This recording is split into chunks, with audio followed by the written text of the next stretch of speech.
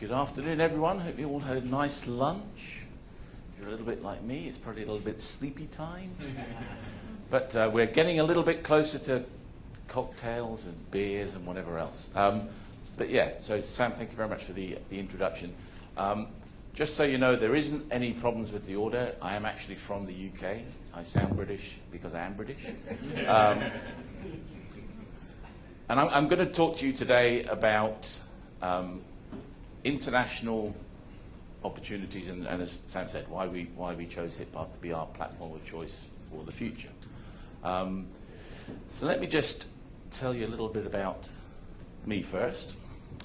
So this is this is me with Carrie, and you can see Teresa in the bottom right-hand corner there on the photo. So Carrie isn't actually that tall. She's a lot shorter. I think she was standing on her chair at the time. So I'm Jim Banks. I'm the global head of biddable media for Cheap Flights. And I know you're thinking, what the fucking hell is that job title all about? Just rolls off the tongue, right? And also, because I'm from Europe, Europeans swear a lot. Okay, so I apologize if I drop the odd F-bomb here and there, but that's just how I roll. I'm going to give you the kind of the corporate spiel, a little bit about Cheap Flights.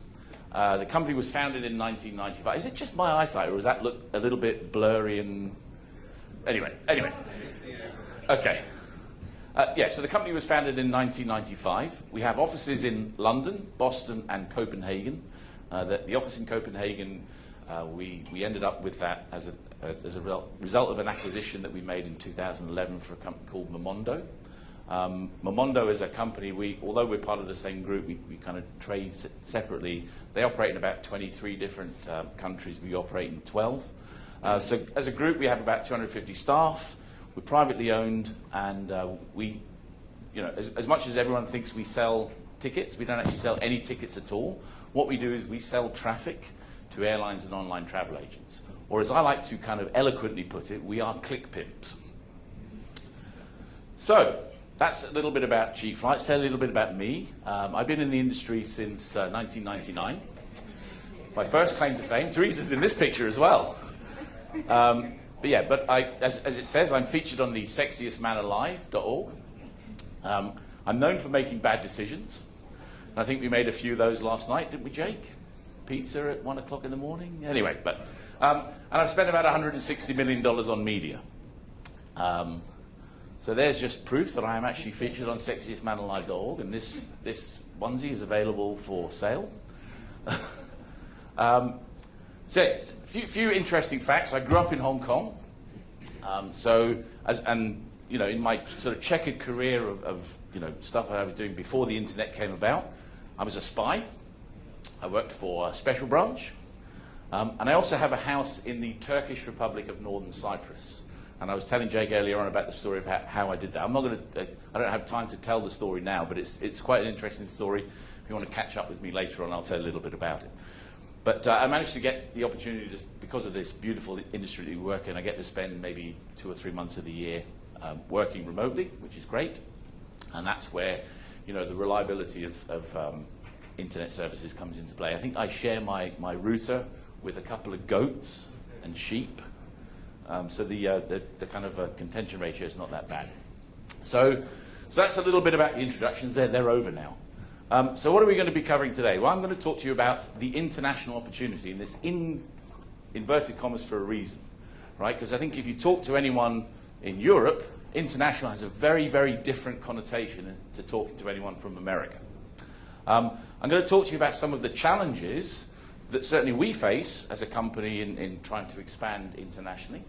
I'm going to talk to you about why mobile is amazing, how HitPath actually fits into that ecosystem, because obviously that's an important part of why I'm here.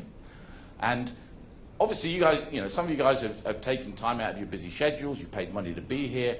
What I want to do is I want to give you something in return. I want to give you something you can take away and turn it into cash. So there'll be a couple of key financial takeaways at the end.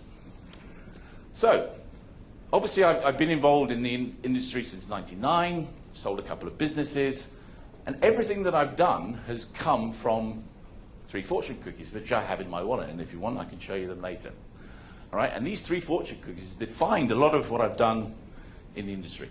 So the first one says that if you risk nothing, then you risk everything, right? And I think if you think about that, a lot of people, they go, well, I can't really do that because it's too risky. I think sometimes if you don't make a decision, that is more risky than if you actually make a decision that turns out to be a bad one. Second one is that all good things will come to you if you wait, right? Now, we've been patiently building our kind of presence with HitPath, and it's been a little bit slow. For us, it's been probably slower than we thought. But we're planning always probably 6 to 9 months ahead. So for us, when we first looked at HitPath as a platform, we were thinking into 2015 and beyond, right? For us, this is about how can we find something that will kind of scale as we kind of grow our business. So that was kind of an important thing. So it was important to kind of think about all good things coming if you wait. And finally, my favorite one is be kind to pigeons, because one day a statue will be made of you. Okay. But what if you're one of these people, you're unsure about how to make a decision, right? You go, I don't really know if I should do this, I don't know if I have to do this, do that. If you're unsure about how to make a decision, the best thing I can give you is, in terms of advice, toss a coin, right? And people go, what's that all about? It's like when the coin is in the air, what you're thinking in your head, if you go, I hope it's a head, that tells you what your decision should be. So, right, international. In America, this is what you have. You have the World Series of baseball. Now, to my knowledge, I think you have, 1 or 2 Canadian teams? One, right. So there's 1 Canadian team. There's obviously lots of Japanese players and so on, but international in America, World Series is, baseball is here. The cheap flights, international for us, is anywhere outside of North America or Europe, right? So as I said, we operate in 12 countries, and I'll see if I can reel them off. So we're in UK, US, Canada, Hong Kong, Malaysia, Singapore, Philippines, New Zealand, South Africa, and I don't know what the others are. But anyway, not important. So let's look at the kind of a little few of the facts about internet users in the world, right? Because obviously we will only have a presence and an opportunity where there's people, right? So if you look at that, I mean, North America has got 10.7% of the internet users, according to the stats, and Asia has got 45% of the internet users. And I think probably 42% of those are in China. That obviously opens up another different set of challenges. But one of the most important things is all well and good saying, well, what's the population? But really what we're looking for is we're looking for where the opportunities are with regards to the penetration percentage of population, right? So again, if you look at North America, the internet population penetration is 85%, right? So in terms of, is there more people going to come online? The chances are probably not. Whereas if you look at somewhere like Africa, there's only 21% of the people that are online, right? And as I mentioned, I'm going to be talking about mobile and how big an opportunity that is. And a lot of the people that will come online in places in Africa will be coming online on mobile because there is no infrastructure for them to come online any other way. So I'm going to talk to you a little bit about some of the challenges that we faced as a business. And some of those challenges are obviously cultural, right? Because when you're kind of going to a different country, a lot of people go, well, all I do is I just, change the language and, certainly when I've looked at some North American advertisers, what they do is they want to run a campaign in the UK, they put the Union Jack on there, and that turns it into a landing page specifically for the UK, right? And that's very versatile. If you want to run one in Mexico, you put the Mexican flag. If you want to run one in Panama, Panamanian flag. But clearly the culture is very, very different for each country that we operate in. And for us, what we try and do is we use a PR firm, so we try and talk to PR firms to try and understand some of the cultural differences, because that's going to be reflected in what the sites look like. Now, at the moment, we're primarily using one sort of theme or style of site for all of the different things. And what tends to happen is the cultural stuff will come through in the the kind of blog content. A lot of our stuff is driven because we sell traffic, right? The peripheral stuff that we put around it, so that the articles that we get written, they're written by local people who understand the culture. But obviously the API feeds that we get from all the airlines and agents, I mean, they're going to be the same regardless. What we have is we have the ability for people to choose currency, because obviously currency will have quite an important impact on what goes on as far as the choices that they make. And for us, one of the biggest challenges with the affiliate program that we've been running, we historically run with Commission Junction and WebGains, was there was no way for us to really do any multi-currency activity, right? Everything had to be in US dollars or, pounds or whatever, and that was for us a little bit of a challenge. So the economic challenges, right? Sometimes it's very much, you want to go into a country. Sometimes it's very difficult. You go, well, do I put people physically on the ground? I know some of our competitors have opened up offices. They've sent people out there. For us, we feel that because of the nature of travel, we can kind of work and win a market without physically being there from a sales perspective, because the internet's makes the world a small place. In terms of language, I mean, one of the things that we do, unlike our sister company, Momondo, they do all the kind of multi-language translations. We don't do any of that. All of our sites are in English, and we accept the fact that in places like, say, Hong Kong, we're going to restrict potentially the opportunities that we have, because most of the population speak Chinese, and obviously they want Chinese languages, and we're okay with that, because for us the advertising partners that we work with don't have simplified Chinese landing pages. So for us, if we send them from a simplified Chinese landing page to an English page on British Airways' site, then it would cause a bit of an issue. And one of the biggest challenges for us is because the money markets are very volatile, the exchange rate fluctuations have made it difficult. So if you're working with an advertiser in, say, Australia, and you're paying out your affiliates in pounds, then sometimes you could end up in a position where you gain or lose. And that certainly, it used to be the fluctuations were quite small, now they're quite significant, and that clearly can have an impact on how you actually put your offers into the system in the first place. So, why mobile? Well, as I mentioned to you, India is one of these fascinating places. Has anyone ever been to India? A couple of people? Right. So for me, India is a fascinating place. I went there a few years ago, and what they've done is they've obviously got a big problem with sanitation, poor water, all these sort of poor hygiene things. And what the Indian government did is they actually took all of their money and they pumped their money into building infrastructure for telecoms, right? So they built this massive mobile network, and people were like, but there's people having a crap on the street. I mean, what's that all about? But the reason that they did that was because they wanted to use this telecoms infrastructure to enable them to bring jobs to the country that would then give them the economy the opportunity to benefit from that money being sort of made in the country, that they could then invest in the sanitation and everything else. But what it does mean is that the majority of countries in Africa and Asia, the opportunity is going to be in mobile, right? Because India went from having sort of no infrastructure for telecoms to super fast mobile data, but they didn't go through the whole, copper wires and through to the exchanges. They just went straight to high-speed internet. So, obviously, almost everyone on the planet has got a smartphone. Yeah, I don't know if you saw that slide. This isn't it, but the one when the last Pope was kind of came into power. Did the popes come into power? I don't know. But anyway, so yeah, when he was elected, when he was white smoked or whatever they call it. So yeah, so when the newest Pope came in, there's all the photos being taken, and the last one, there was hardly anyone had a smartphone. Now, obviously, everyone's got smartphones. The prediction is that it's a fact, the smartphone users worldwide now top 1 billion. I mean, you think there's like population, 7 billion? It's a fairly decent number. Reachability, mobile devices are usually within 3 feet of the user. Hands up, who uses their phone before they get out of bed in the morning? Yeah, pretty much everyone, as I suspected. Right, and obviously, one of the biggest factors is affordability.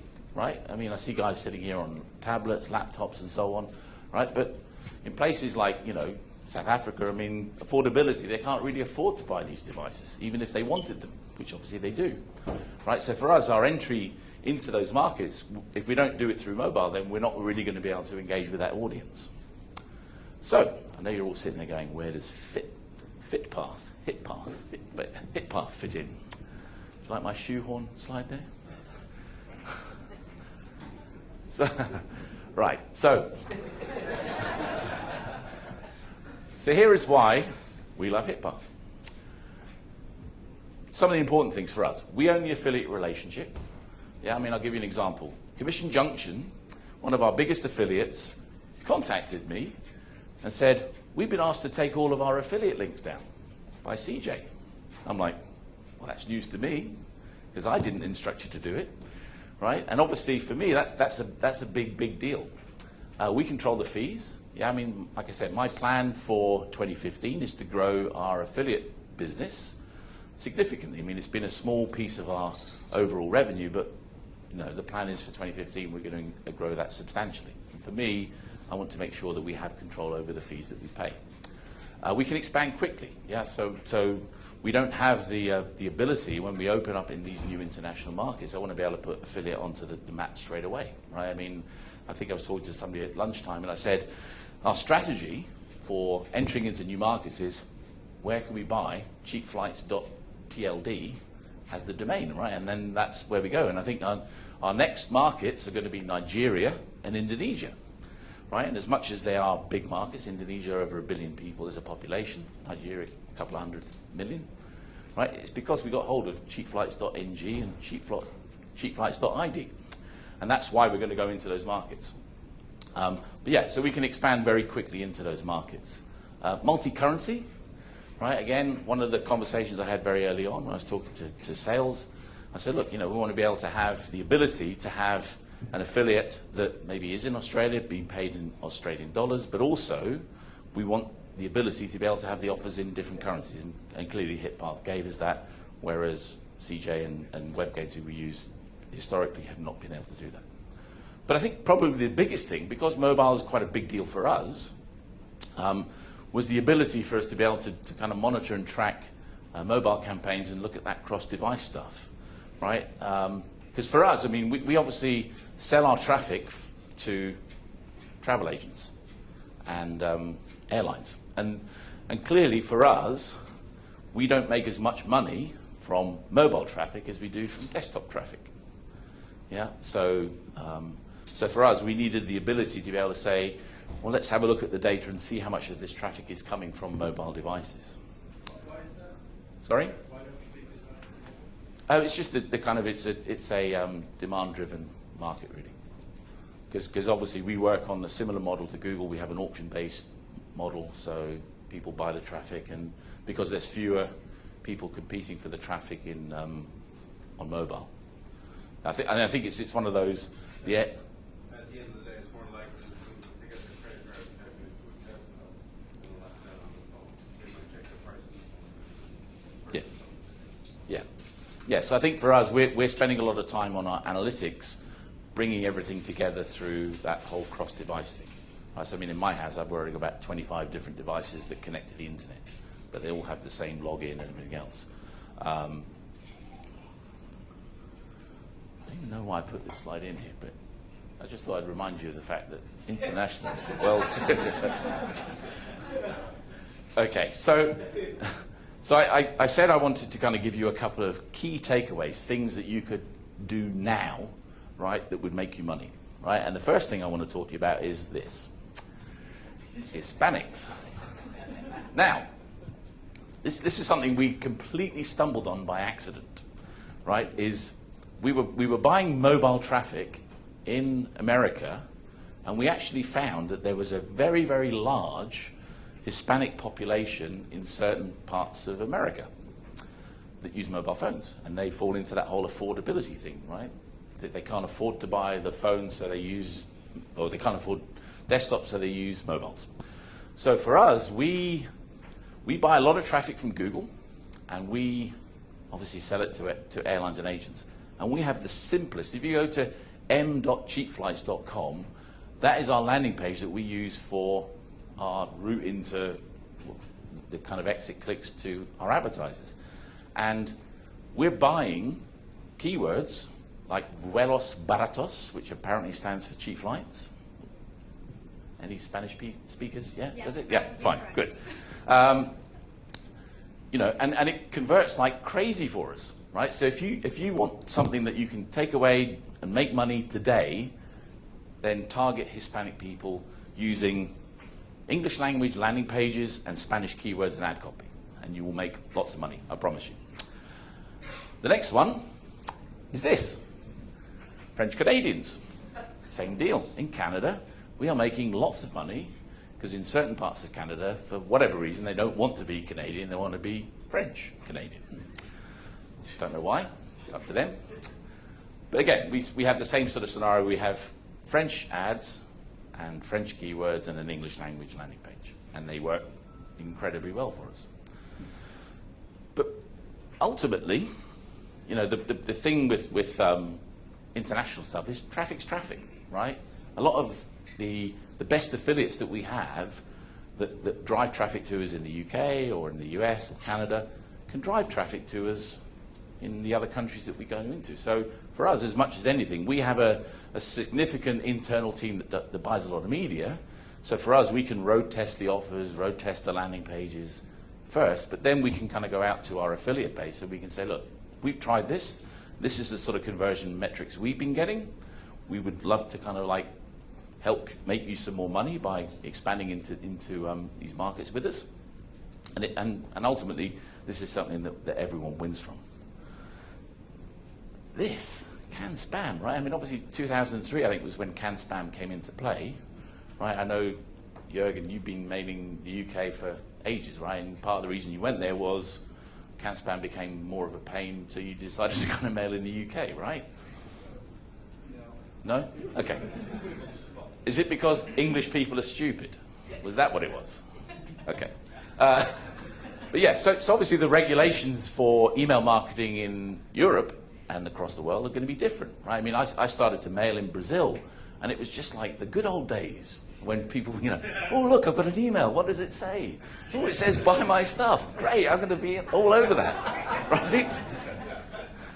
And there'll be those sorts of opportunities. I expect that in some of these countries that we go into, right, your email or text message or whatever it is appearing will be like, oh my God, I've got communication. I don't know what it is, but I'm going to, you know, I'm going to be all over it, right? So there'll be that opportunity, and I think if you capitalize on it, right, the worst thing that would happen is it doesn't work, right? You've got to move on, find another market, and try something else, right? It comes back to that whole, you know, if you risk nothing, then you risk everything. Yeah, for us, we make lots and lots of mistakes, but we make them quicker than all of our competitors, and we learn from them. That's it, simple. I think that was my last slide. Now, this is, do you remember that picture, Teresa? The glow in the dark kind of. Anyway, and who puts a fat guy in a pink shirt? I mean, come on.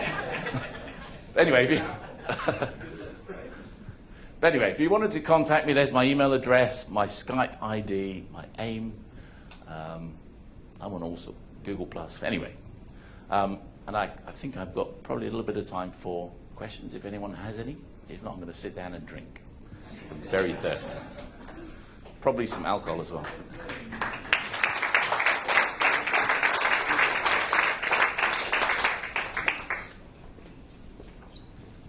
Any questions? No?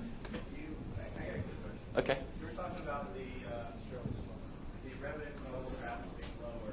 Yeah. Do you foresee or do you project that over the next couple of years that will start to increase up? Definitely.